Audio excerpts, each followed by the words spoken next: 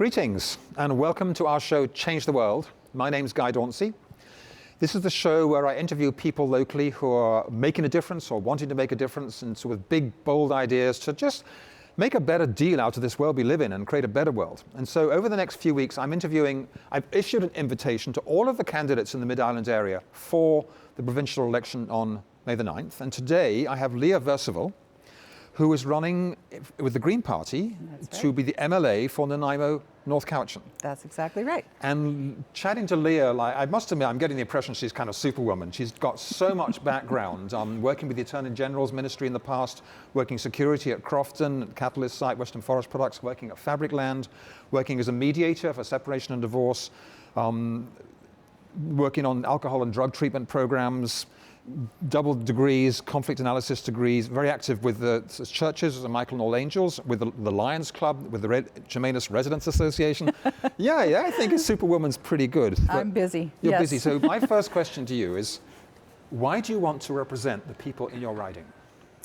Well, I think that as I travel through the riding and I listen to people, they're very much interested in having someone represent them who is not a professional politician. So even though I've done so many things, this is my first time. Yes. Wow. First time running in a provincial election. That takes courage. And I honestly believe that people feel that their voices are not being heard right now, and that I can help bring their voices to government. Which specific, in what kind of, say more about that, voices not being heard? Particularly in terms of vulnerable populations. Yeah. So I'm talking about children, seniors, people who are living in poverty, people who are looking for housing, those kinds of things. Well, that's the first topic on my list. I mean, when we come to poverty, just a couple of stats here for viewers. BC has the highest poverty rate in the country, with 1 in 8 people living in poverty. The child poverty rate is 1 in 5, 20%. Half of all single mothers live in poverty. And our food banks in 2016 compared to 2008, there are 32% more people going to food banks. So if you were elected MLA and you have a chance to be in government with the Green Party, what would you like to see happen to address the poverty crisis? We have been talking very seriously about a poverty reduction plan. Okay. And BC does not have one. I know, only province in Canada. We're unique in that way. Yeah. We also have been talking about basic income. And exploring how that might be translated into tell British the viewers Columbia. what basic income is. It essentially means that you have the necessities of life. So you have housing, you have food, and you have medical care, which includes things like prescriptions. Right. So a lot of people now are having to make the choice between paying their hydro bill, for example, or buying their prescription medication. So, but with basic income, you're actually giving money to people? Not necessarily. Basic income is more than just cash. Oh, okay. It means a lifestyle. It means kind of a basic subsistence level of expectation that people can have, so that they can then be free to take courses to improve themselves or their employment opportunities. They can explore different housing arrangements like co-op housing. They can raise their children. Because they got more income. Exactly. Right. They can raise their children in a more secure, sustainable way. How much more income typically might they have? And I know this is a big new idea. It's a big new idea, and we're looking at comparables across the country. Yes. BC also has a very high cost of living, particularly in cities like Victoria and Vancouver. Yeah. I would say a target number is about $1,500 a month. Okay. And of course, if you're on welfare, you're making an awful lot less than that. Well, someone on disability is getting $900, I think, that's isn't right. it? Yeah. And so that's a big jump for people at the very lower jump. end, right? It is a huge jump. But to just have that expectation that you're not constantly thinking about that and that alone, survival.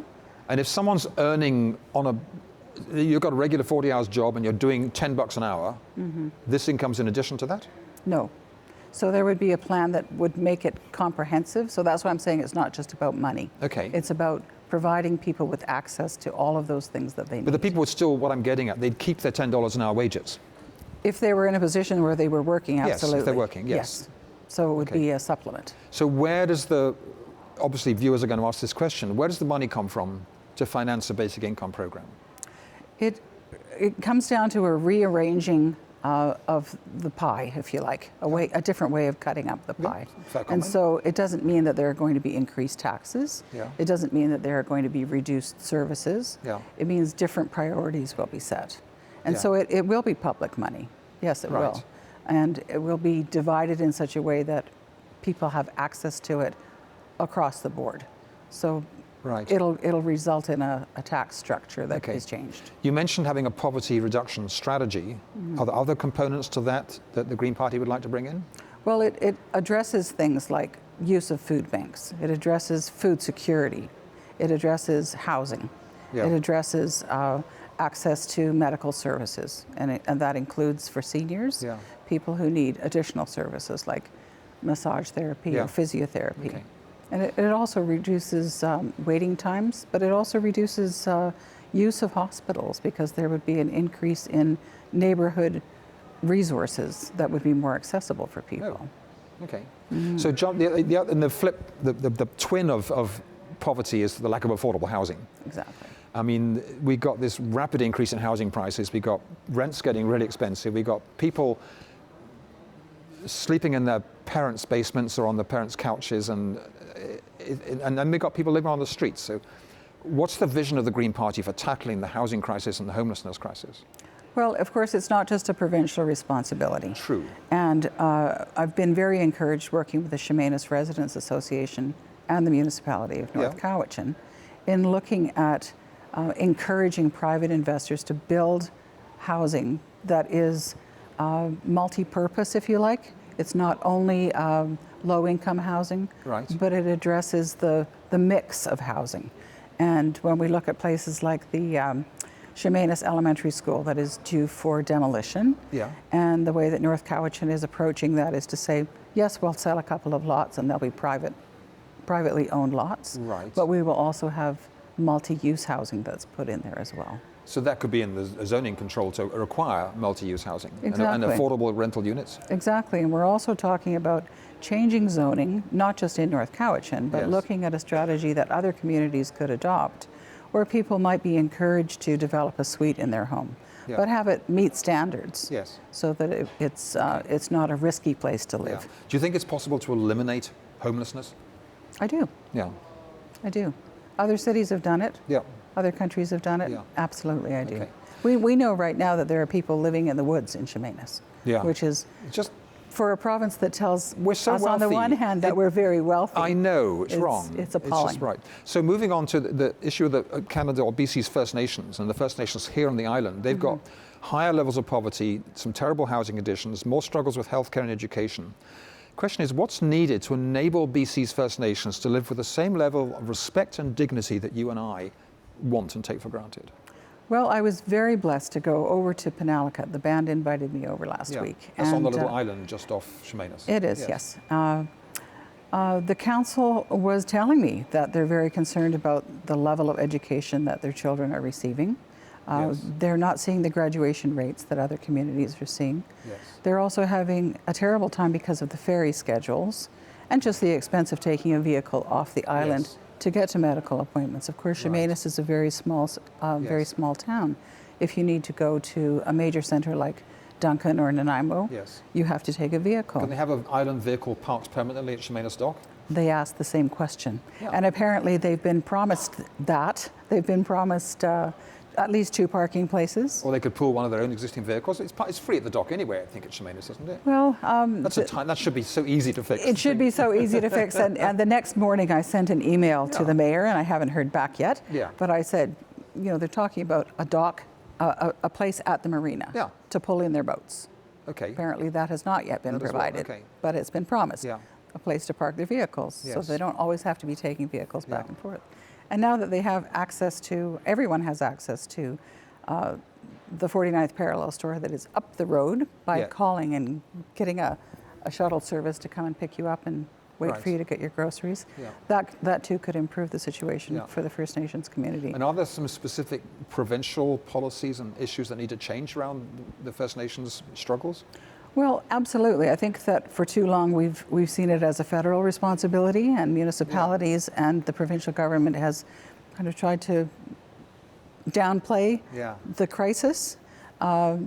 I think that if we're truly talking about reconciliation, then we can't just keep making promises. We have to take action. Yeah.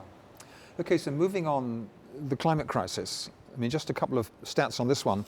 Right now, we're heading for, even with the Paris Agreement, the temperature increase of between 3 and 4 degrees Celsius by the end of this century. Mm-hmm. And the last time globally the planet was 3 degrees warmer, the sea level was 25 meters higher. And around Christmas in the Arctic, the temperature was 30 degrees Celsius warmer than normal. What's your approach to tackling the climate crisis as a party? Well, Andrew Weaver has been taking great responsibility for this for quite some time. Yes. And as leader of the party, we're developing a policy plan. Right. Part of what we need to do more of is communication with the federal government and also with individuals, with private companies and with private corporations, to see this as a collective responsibility. Yeah. It's not something that can have a Band-Aid put on it and it'll go away. Yeah. I think that people are, especially in this riding, are encouraged that there are recycling programs and green waste programs. There's composting available. But they don't actually reduce our carbon emissions. They don't. The actual burning of fossil fuels is they the core don't. of the problem. And of course, we have two major industries, both at Crofton and up at Harmac, that are contributing to greenhouse emissions, and they're generating their own electricity from biomass. They are. I think. Yeah, they're doing it. That's a big contribution. Mm-hmm. And I think that we need to encourage those partnerships. I think that we need to see that this is a collective responsibility. And I believe that people in this riding are on board with that. So do you see what kind of tangible changes do you think would happen if the Greens were either in power or sharing power with one of the other two parties? I think that there is an element of hope that people have started to pick up on. Yeah. I think people are saying, oh, we don't just have to choose between A and B. We have a whole different way of looking at things. Yes.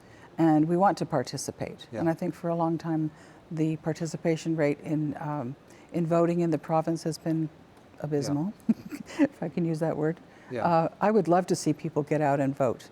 And I'm not even asking them to vote for me. I'm just saying participate. This is something that is critically important. So the Enbridge, the Kinder Morgan pipeline, where does the Green Party stand on that? Bringing oil from Alberta to ship overseas? Basically, no. The answer is no. No, okay. We don't want that to happen. And liquefied natural gas expansion plans? Terrifying.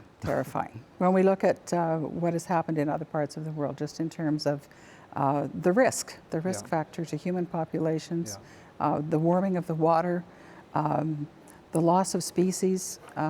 From the cooling of the product, exactly, and it has to be pumped into the ship to keep the product cool. And the fracking that's involved to get the gas in the first place? If you look at the whole picture, there's no other answer but to say no. So then that leads to the question of the economy as a whole, because Christy Clark would argue that this is the way we're going to build the economy. Mm-hmm. If we're saying no to fossil fuels, what is the vision of the new economy or the new green economy that the Greens might be offering to people? And the jobs. And again, I look at this riding as being unique in that a great many people are self-employed, a great many people are artisans and farmers, and people who are self-sufficient in terms of creating a product that is helping them to sustain their own lifestyle, but also contributing to the idea that you can be a locavore, you can buy everything that you need within a 10-kilometer radius of where you live. You don't need to be a consumer to the extent that we've been led to believe that we had to be in our lives. We can make choices.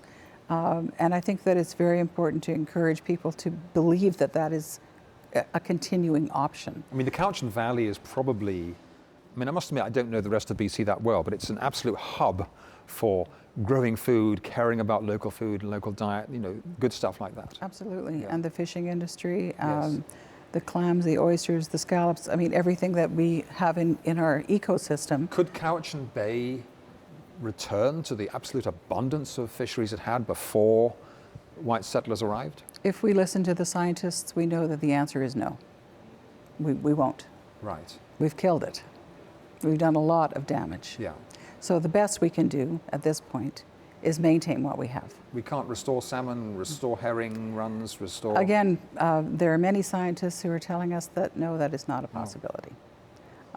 We've done a lot of damage. Okay. We can certainly improve the situation if we can somehow bring down the CO2 levels, if we can restore the ecosystem to a stage that it was perhaps 10 years ago, but we will never go back 50, 100 years. We've ruined it. Yeah, I was on a whaling trip last summer, and the tour guide was telling me the history of how many. It's not very well known, but the Cowichan Bay had such an incredible salmon population at the time, right? When I first moved to BC in 1971, my brother used to go fishing just off of Brentwood Bay. He would take American tourists out fishing. They would commonly come back with 45-pound salmon. Amazing. You don't see that anymore. So part of the economy is farming, food and farming. Absolutely. I find myself meeting a lot of young people who really want to farm and they can't afford to get on the land. They find it frustrating. Does the Green Party have a new approach to farming and getting young people onto the land? I have not seen it yet. I think that when we are having discussions amongst ourselves, it certainly keeps coming up. Yeah. And I would love to see a policy developed around that. You've got personal ideas to put in the pot? I do. I think that there are a lot of people that are owning big tracts of land that are saying to their sons and daughters, will you continue? And they're saying no. Yeah. So perhaps there's a way that we can develop a partnership with people who do want to get into that lifestyle, who do want to take on farming. Let me throw you a wild card. It's that right now you can get a tax break if you are growing up to, was it $3,000 or $4,000 worth a year. But a lot of people are growing hay to do that, which just goes to the horsey set. Or the cattle. If they were required to actually grow food for farming for that tax break, would that get more people on the land, do you think? I think that it might. And again, I see that there's a desire to know where your food comes from. Yes, very much. And people are very supportive of farmers markets in this area, and we have a number of them that happen during the summer. I think that it's definitely something that we need to pursue. So change the topic. What about election financing? Do you think we should change the rules or leave them the way they are? Well, I was very happy in the fall when the Green Party in BC decided that they were not going to take corporate donations anymore. That all the money that they were going to raise was going to be from individuals. So let's just remind the viewer first, what are the current rules say you can take donations from anyone as much as you want in BC? I don't know the ceilings. Are there ceilings? I didn't... don't know.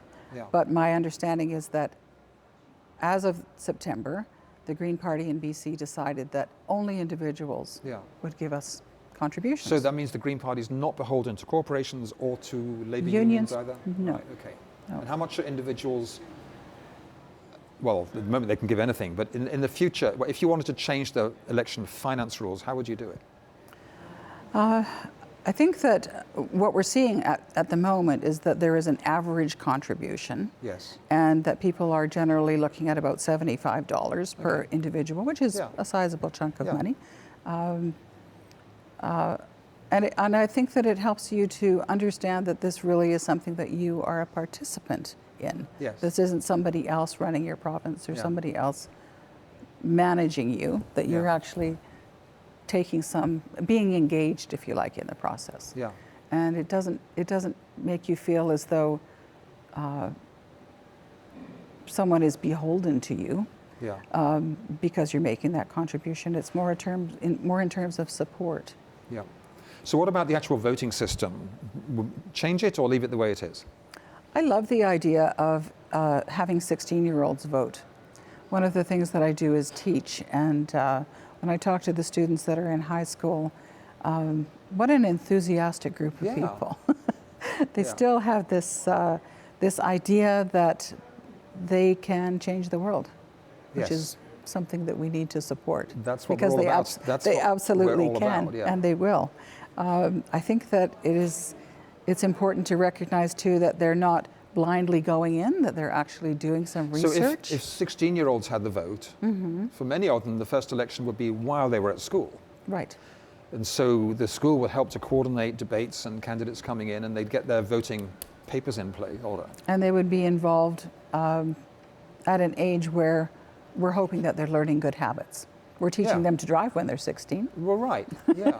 We're teaching them to participate in the government as well. Yeah. What about the first past the post current system of voting? When, It's discouraging, and it's very discouraging that we were unable to make changes at the federal level. I don't think that that's dead in the water, though.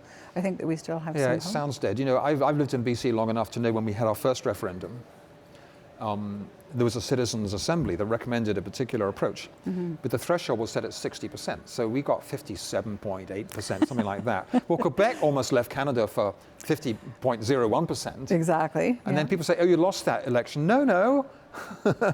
How many politicians get 60% of vote ever, right? Not very often in Canada. Would you like to see the voting system change then? I would, and I absolutely think that there is room for coalitions. I think that it doesn't have to be a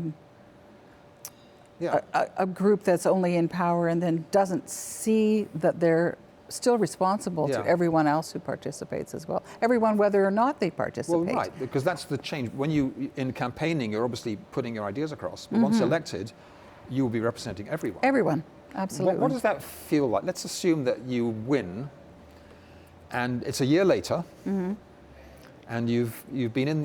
What changes would you like? And let's say also that the Green Party has been sharing a government. Otherwise, you're just getting frustrated, right? What changes would you like to have been happening? You know, it's like a first 100 days type question. I would love to see more dialogue. One of the best times of my life has been participating in the Chemainus Residents Association. And you're a mediator by profession. And as well, I am a mediator. Which is all about listening. So I love dialogue. Right. And whether or not it's possible to come to an agreement, I think that the process of having dialogue is so important. Yeah. It's also a wonderful modeling behavior.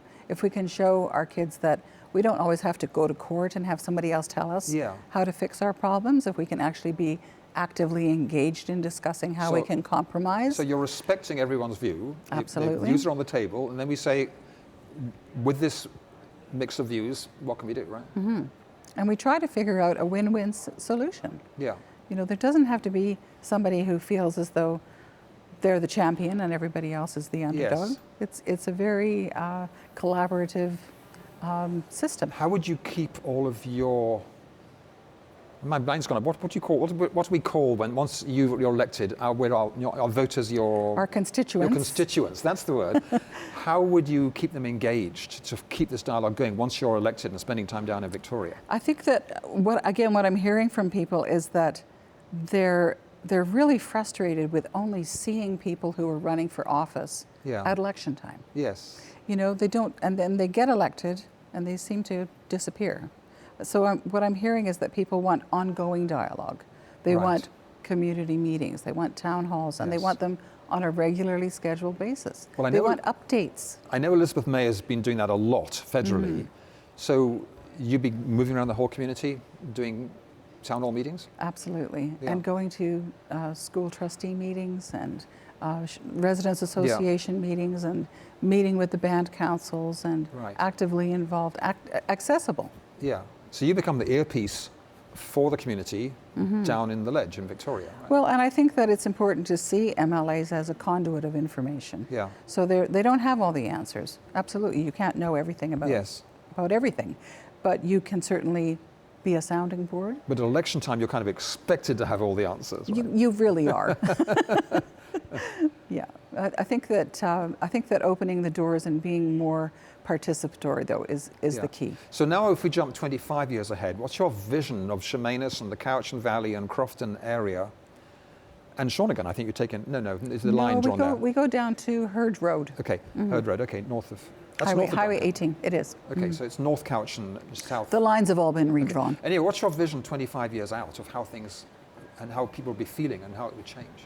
Well, I think that this is an area that is going to continue to see growth. Yes. It's a beautiful place. It's beautiful. The word is out. Yes.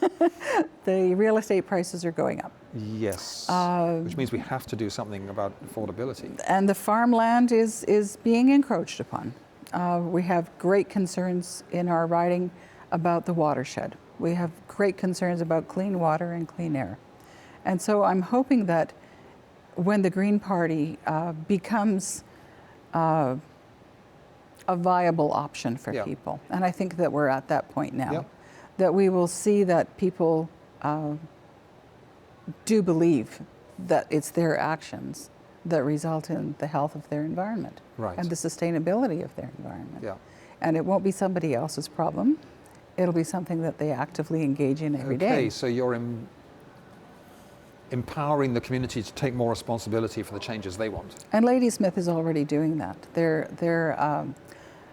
dialogue that has been in place with the Nanaimo Nation and the ongoing open houses and forums, I think is a model of how we will continue to exist. Right. We have a responsibility to listen to one another.